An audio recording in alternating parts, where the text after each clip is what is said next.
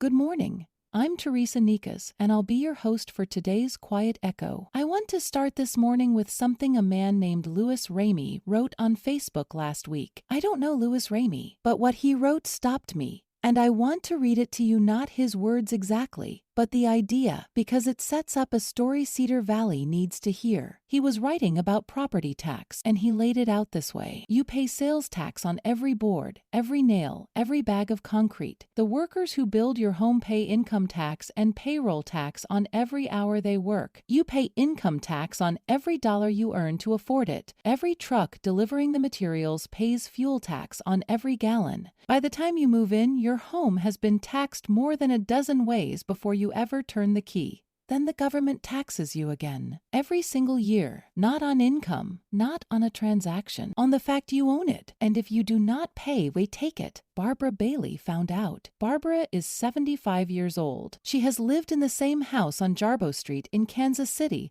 since the 1980s. She paid for it. She kept it up. She is not a developer. She did not profit when money started moving into her neighborhood. She just owned a house in a place other people decided they wanted. Between 2018 and 2020, assessed values in her West Side neighborhood rose 128%.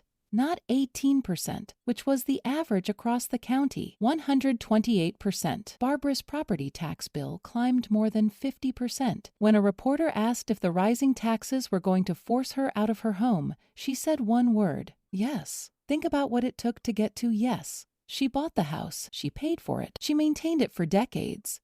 She did everything right, and then the neighborhood around her changed in ways she had no control over, and the bill arrived for the difference. I want to pause there for a moment. It describes something Cedar Valley understands. The value of your home going up sounds like good news. It is good news if you are selling. It is a different kind of news if you are staying. If you built your life in a house and you intend to keep living there, a rising assessment does not put money in your pocket. It puts a larger bill in your mailbox. You did not earn more.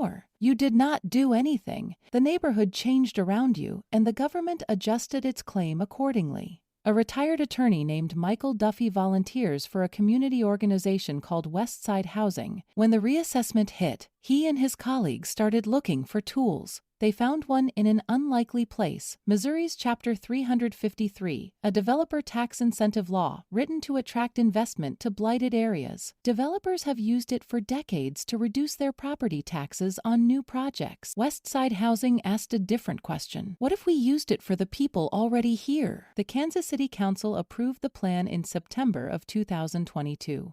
Homeowners making less than $75,000 a year now pay property taxes based on their income, not their home's assessed value. 2.65% of income. Frozen for 25 years. There was a catch. To trigger the break under the statute, homeowners had to temporarily transfer their deed to a corporation set up by Westside Housing with a written promise they would get it back. Volunteers went door to door.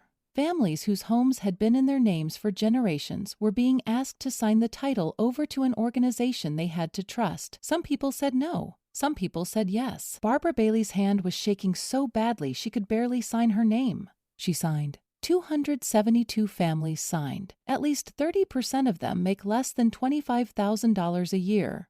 Barbara Bailey is still on Jarboe Street. She told a reporter exactly where she plans to be carried out from, and she did not say it gently. I want to name what Michael Duffy did, and what it is and what it is not. He found a workaround. He took a law written for one purpose and turned it toward another. It worked. 272 families still have their homes. It matters enormously, but a workaround is not justice. Barbara Bailey should not have needed a retired attorney and a clever statute to stay in a home she already owned. The claim was on her house anyway. The workaround let her keep it. The claim is still on the next house and the one after. Louis Ramey wrote, "You never get to enjoy the fruits of your labor without the government holding a claim over you. It is not ownership. It is not freedom. I have been an editor in Cedar Valley for a long time. I do not often tell readers what to think, but I will tell you what I think this morning. Barbara Bailey built a life in her house. She paid for it many times over. The annual bill for the right to keep it should not have the power to take it, and the fact a community had to invent a workaround to save her is not a solution.